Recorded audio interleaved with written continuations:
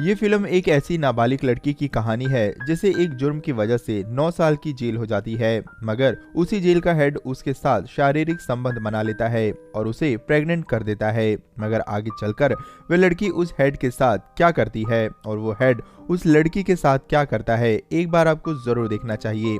Film की शुरुआत में हम एना नाम की लड़की को देखते हैं जिसे हथकड़ी लगाई गई थी। इसका मतलब कि जरूर उसने कोई गलत काम किया था जिसकी वजह से उसे महिलाओं की डिटेंशन सेंटर में शिफ्ट किया गया था, जहां उसके रूम में उसकी जैसी और भी लड़कियां थी। उन्हें उनके अनुसार कई तरह के काम दिए जाते हैं। एना को भी और लड़कियों की तरह किचन का काम दिया जाता है। इस डिटेंशन सेंटर का डायरेक्टर जीन फेरिमोनो नाम का एक आदमी होता है। एक दिन किचन में काम करने के दौरान एना जीन को एक लड़की से बात करते हुए सुनती है। वे उसकी बेल के बारे में कुछ बातें कर रहा था। अगले दिन जस्टिस मिनिस्टर सेंटर विजिट करने आई। सभी कैदी लड़कियों को उनका वेलकम करना होता है, जिसके लिए उन्हें अच्छे कपड़े दिए जाते हैं। सबसे लास्ट में एना का नंबर आता है और उसे बहुत ही बेकार ड्रेस मिलती है, लेकिन एना बहुत ही दिमाग वाली थी। एना उस ड्रेस को फाड़कर कुछ इस तरह डिजाइन कर लेती है कि उस ड्रेस में वो बहुत ज्यादा अलग लग रही थी। जीन भी उसकी तरफ अट्रैक्ट हो जाता है। अगले दिन जीन एना से मिलता है। एना भी उससे बातें करती है।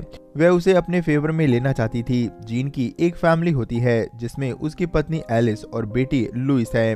सेंटर में एना की मदर एना से मिलने आई हुई थी। वे कहती है कि जब से तुम यहाँ आई हो लोग हमारे बारे में तरह तरह की बातें कर रहे हैं, कोई हमसे ढंग से बात नहीं करता। पीछे खड़ी पिलर नाम की एक लड़की उसकी बातें सुन रही होती है। पिलर सभी को परेशान करती रहती है। अगले दिन पिलर एना को भी परेशान करती है। उसकी माँ के बारे में उससे उल्टी सीधी बातें करती है। इस पर एना को गुस्सा आ जाता है और वह पिलर को मारने लगती है। बाद में जीन आकर एना को वार्निंग देता है कि अगर दोबारा ऐसी गलती हुई तो तुम्हारे खिलाफ एक्शन लिया जाएगा। तुम्हारा जल्दी ट्रायल होने वाला है, इसलिए तुम्हें अपने आप पर काबू रखना होगा। तो किचन में काम करते वक्त एना की उंगली कट जाती है तो एक लड़की उसे बैंडेज लगाती है। वह लड़की उसके पास आकर उसे किस करने की कोशिश भी करती है तो एना तुरंत उसे पीछे कर देती है। वे कहती है कि उसे किसी पर भी विश्वास नहीं है। रात को एना तैयार होती है। असल में आज उसकी कोर्ट में ट्रायल थी। ट्रायल से पहले उसके सारे कपड़े निकालकर उसको अच्छी तरह से चेक किया जाता है। ट्रायल से फ्री होने के बाद वह वापस डिटेंशन सेंटर में आ जाती है। अगले दिन एना जीन को एक लेटर लिखती है जिसमें वह अपनी मदद करने के लिए कहती है। जीन लेटर पढ़कर उसके पास आता है। जीन उसे बताता है कि अगर वो अपील करती है तो उसे 9 साल से ज्यादा की सजा नहीं होने वाली। जब वह जेल से छूटेगी तो वह लगभग 25 साल की हो जाएगी, जिसके बाद वह अपनी लाइफ की नई शुरुआत कर सकती है। इसके बाद उसका फेवर लेते हुए जीन उसे कंप्यूटर डिपार्टमेंट में शिफ्ट कर देता है, जहां उसे डिटेंशन सेंटर की मैनेजमेंट देखनी होती है। एना की उम्र अभी बहुत कम थी। काम के दौरान जीन का हाथ एना से टच कर जाता है। इधर सेंटर में एक टीचर पढ़ाने के लिए आता है। वह लव रिलेशंस के बारे में बात करता है। तब एना को जीन के बारे में विचार आता है। वह हमेशा जीन के बारे में ही सोचती रहती थी। एना जब लाइब्रेरी में होती है तो जीन भी वहां आ जाता है। एना जीन से कहती है कि वो यहाँ से जाना चाहती है। तब जीन कहता है कि क्यों, यहाँ कोई प्रॉब्लम है? तब एना कहती है कि तुम वो प्रॉब्लम हो और जीन को एक लेटर देकर चली जाती है जिसमें लिखा होता है कि मैं हर वक्त तुम्हारे बारे में सोचती रहती हूँ, मेरा खुद पर कंट्रोल नहीं रहता। रात को जीन का फोन आता है। जब वह सेंटर आता है तो देखता है कि पिलर ने एक लड़की को बहुत बुरी तरह से मारा होता है। उसे हॉस्पिटल ले जाया जाता है। इसी दौरान जीन एना के पास आता है और उसे किस करता है। जीन उसे कहता है कि क्या तुम अब भी जाना चाहती हो? एना कहती है कि नहीं। जीन अब ज्यादा डिस्टर्ब रहने लगता है। रात को घर में सोते वक्त वह सपने में एना के साथ ही इंटीमेट होता है। अगले दिन जब वह सेंटर आता है तो एना से कहता है कि रात में जो भी हुआ उसे भूल जाओ। एना उसे टच करती है तो जीन गुस्से से उसका हाथ झटक देता है। एलिस सेंटर में पेंटिंग सिखाती है। क्लास के दौरान एलिस नोटिस करती है कि उसका हस्बैंड जीन एना को बड़े ध्यान से देख रहा होता है।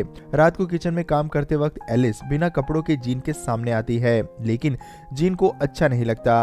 अगले दिन जीन पिलर के पास आकर कहता है कि उसे दूसरे जेल में शिफ्ट किया जाएगा।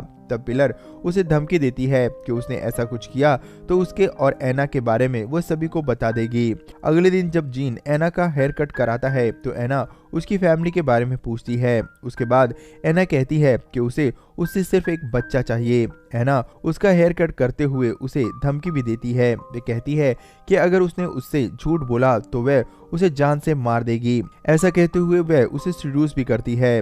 अब जीन भी एना के बारे में ही सोचा करता है। वे लोग अक्सर इंटीमेट होते रहते हैं। एक बार तो वे बस पकड़े ही जाने वाले थे मगर बच जाते हैं।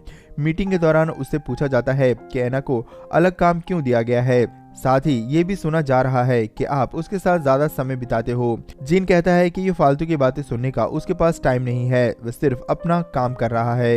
इधर एना की माँ उससे मिलने आती है और उसे कहती है कि बाहर तुम्हारे और जीन के बारे में कई सारी बातें हो रही है, ये गलत बात है। एना को अपनी माँ पर बहुत गुस्सा आता है। एना की माँ उसे बहुत समझाने की कोशिश करती है तो एना अपनी माँ से लड़ने लगती है और कहती है कि आज के बाद तुम मुझसे मिलने मत आना। गार्ड एना को आकर ले जाता है। जीन एना के पास आता है और उसे समझाता है कि आखिर वे तुम्हारी माँ है। साथ ही वे उसे सेड्यूस भी करता है। दोनों फिर से इंटीमेट होते हैं। जीन एना की कुछ फोटोज क्लिक करता है। एना भी जीन की फोटो क्लिक करती है तो जीन को गुस्सा आ जाता है।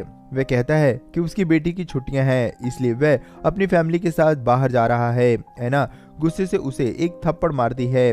एलिस नोटिस करती है कि जीन घर पर भी रहकर ज्यादा फोन पर ही बिजी रहता है। जीन जब सेंटर आता है तो एना को समझाने की कोशिश करता है। रात को एना अपनी फोटो जीन को भेजती है। एलिस वह फोटो देख लेती है मगर कुछ नहीं कहती। एलिस और जीन इंटीमेट होने लगते हैं। तभी एना का फोन बार बार आ रहा था जिसकी वजह से उन्हें इंटीमेट होने में परेशानी हो रही थी। इसीलिए एलिस फोन पटकते हुए बाहर चली जाती है। इधर टेंशन में एना बहुत ज्यादा नींद की गोलियां खा लेती है जिसकी वजह से उसे हॉस्पिटल में भर्ती कराया जाता है। जीन एना से मिलने आता है तो उसी के साथ उसके बेड पर ही सो जाता है।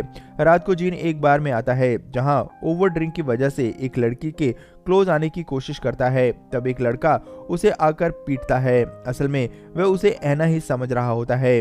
वह बाहर चला जाता है। अगले दिन जब वह एना से मिलने जाता है तो उसे मिलने नहीं दिया जाता। एलिस भी अब उसके साथ नहीं सोती थी। उसे भी उसके बारे में सब कुछ पता चल गया था। जीन के खिलाफ इंक्वायरी बिठाई जाती है।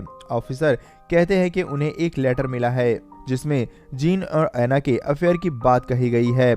ऑफिसर कहता है कि आपका रिकॉर्ड अच्छा है इसलिए आपको सावधान रहना चाहिए। एना को दूसरी जगह शिफ्ट कर दिया जाता है जिसकी वजह से जीन बहुत ज्यादा परेशान रहने लगता है। वे अपने घर भी नहीं जाता था। जीन एना को ढूंढता है। एक दिन एना की माँ की वजह से जीन की एना से बात हो पाती है। जीन एना को बाहर मिलने के लिए बुलाता है। वे दोनों एक होटल जाते हैं जहां वे दोनों आज 1 महीने बाद फिर से इंटीमेट होते हैं। एना जीन से कहती है कि वह अपनी जिंदगी की नई शुरुआत करना चाहती है। जीन एना से कहता है कि तुम्हारी सजा बहुत जल्द खत्म हो जाएगी, तब हम दोनों साथ रहेंगे। जीन एना को एक मोबाइल और एक नया सिम कार्ड देता है जिससे कि वे दोनों आपस में बात कर सकें। एलिस जीन को बहुत समझाती है कि वह एना का पीछा छोड़ दे। उसकी एक फैमिली है, उसे अपनी फैमिली पर ध्यान देना चाहिए। जीन जब लुइस को स्कूल छोड़ने के लिए जाता है तो उसके मोबाइल पर एक फोन आता है जो एना का होता है। एलिस उसे अपनी फैमिली से दूर रहने के लिए कहकर फोन काट देता है। एना प्रेग्नेंट होती है लेकिन वह यह बात जीन को बताकर उसे और उसकी फैमिली को डिस्टर्ब नहीं करना चाहती थी। इधर जीन के खिलाफ सबूत मिलने पर उसे गिरफ्तार कर लिया जाता है। उसे कहा जाता है कि अगर तुम सच बताओगे तो तुम्हें छोड़ दिया जाएगा और तुम्हारी नौकरी भी बच जाएगी। लेकिन जीन कुछ भी नहीं कहता। उसे 3 साल की सजा हो जाती है। जीन एना से मिलने जाता है तो वह अपने नए बॉयफ्रेंड के साथ होती है। एना उससे बात नहीं करती। एना अपना अबॉर्शन भी करा चुकी थी। इधर जीन अपनी बेटी का शो देखने के लिए जाता है तो वह अपनी बेटी को देखकर बहुत खुश होता है। उसे भी अपनी फैमिली याद आती है।